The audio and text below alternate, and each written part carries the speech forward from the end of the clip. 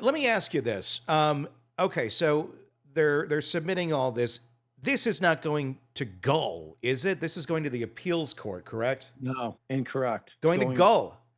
So going this is directly to Gull. there. It's just going to get hit. It's like playing tennis with no one, like against the wall right behind me. It will Yeah, bounce back. that's what I'm saying. It ends in a vacation of the conviction, or a hearing, or she denies it. But Those are three scenarios. having it all on the record, though, is that going to help then on the appellate level? Because they're probably already assuming it's just going to be, denied. Right. But it's out there. And then now that it's out there in this way, then can that be more grounds to get it to an appellate? Well, I mean, it's part of the record at this point. Part of the So record that, yeah. absolutely. Yeah. So, Yeah, it's part of the appellate record now. I mean, that's why it was critical. It got filed at 11th hour. mhm. So it was due at midnight the night that it got filed, and it got filed, and it's bombshell. Like anybody who's looking at this and being honest, who's saying it's not a bombshell, they have zero credibility with me. Mhm. This isn't about sides. This is about a search for the truth.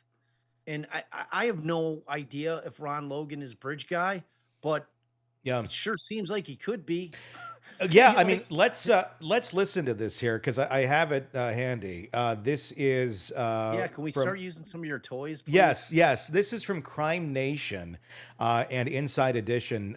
This is a voice comparison.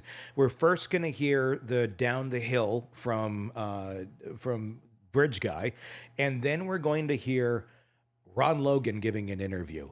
And tell me if this does not sound like what it sounds like. What do you hear on there? Nothing that I recognize at all. No one. I don't recognize the voice at all. Wow. That's your voice. Yeah, that's your voice. It's so startling. I'm just going to play it one more time here. What do you hear on there? Nothing that I recognize at all. No one. I don't recognize the voice at all. Wow. That's your voice. Yeah. During the trial, there was no expert voice comparison or anything done to compare Bridge Guy's voice to Richard Allen. But you did have, it was like a sheriff or something that was up there that went and said, oh, that's his voice.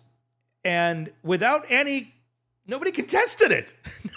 Nobody said, how do you know that? Like, where are you coming from? And it turns out it was just his opinion, but it came from an authority figure saying, well, and so I think one in their mind, if you're not thinking too deep on this, if you're just the average layman and you hear that from someone like that, you're going to think there's some basis to that other than just, I pulled that out of my ass.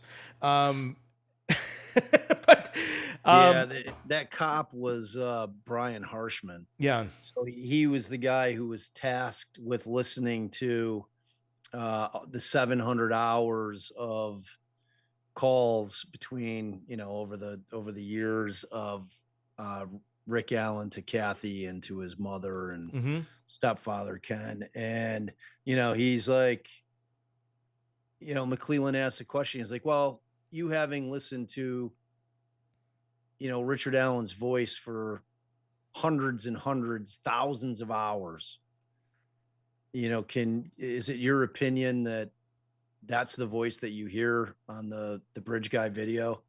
And he's like, yeah, it is. So now, in terms of admissibility, I mean, look, you It's can go not. into a court of law. Yeah, But like, I mean, it if shouldn't- that would be more of a science that where you could match up the vocal tones on a waveform. That is a hell of a lot more accurate than what the human ear is able to pick up.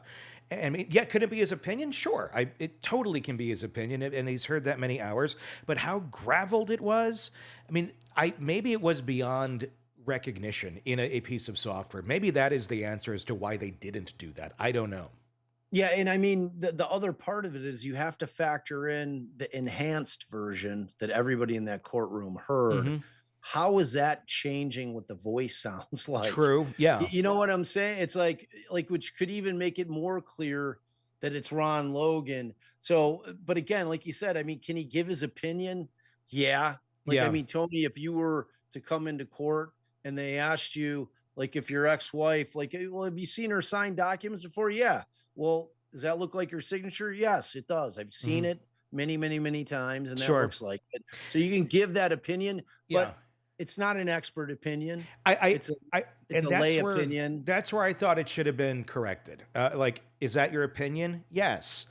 But I mean, there's and who was questioning? That wasn't uh Richard's attorneys, was it?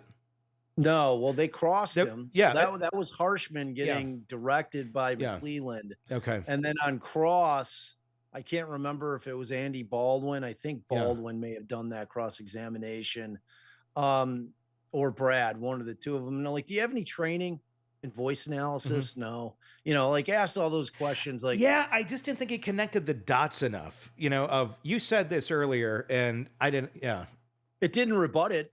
no, no. Like you would hope to have it rebutted. Yeah, I mean, you yeah, got this cop, like you said, an authority figure, cop, yeah. listened to thousands of hours, Sure. knows what Rick Allen's voice sounds like. Oh yeah, that sounds like him. Yeah. Like, come on, man. Yeah. Circus, it certainly was. I want to give you one more piece of context here because the Ron Logan thing is really sticking with me, especially with the new filing that's out. Just to give you another little piece of who Ron Logan was, according to his ex. Let me find it here.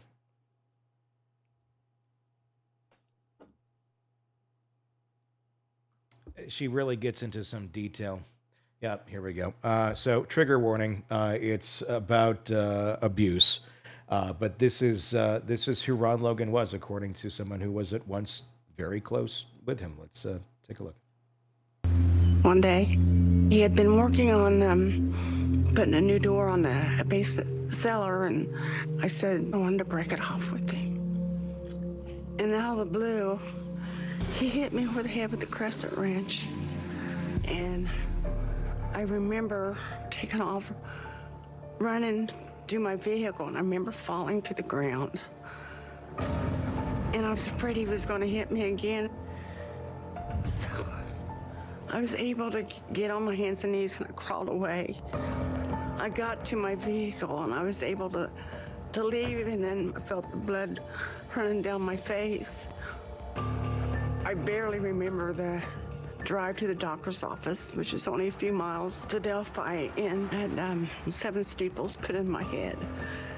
But I actually went to my sister's after that. I'm lucky I got out of that situation, but it took a long time.